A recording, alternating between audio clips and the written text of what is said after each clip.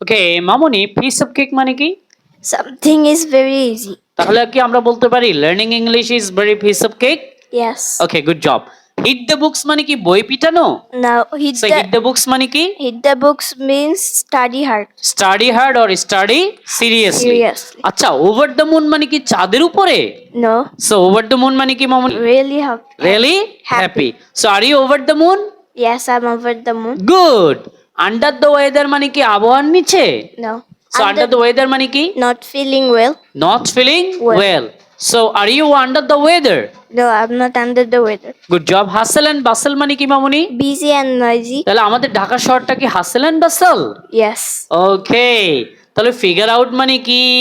To understand something, to understand. Something. Okay figure out মানে কোনো জিনিস বুঝতে পারা, কোনো জিনিস বুঝতে পারা। তাহলে ব্রেক আ লেগ মানে কি পা ভেঙে দেওয়া? No, break a leg means good luck. Good luck or all the best? Good luck or All the best. তাহলে ডাউন টু আর্থ মানে কি মামুনি? ডাউন টু আর্থ মানে হচ্ছে বিনয়ী বা হাম্বল পারসন কে ডাউন টু আর্থ বলে। বলো কাকে? বিনয়ী বা হাম্বল মানুষকে। Have you got it? Yes, sir. আচ্ছা আম ব্রোক দ্বারা কি বুঝে? আম ব্রোক আমি ভেঙে গিয়েছি। No. So I'm broke means I'm broke means I don't have enough. I don't have enough money. Wow, thank you very much, thank you.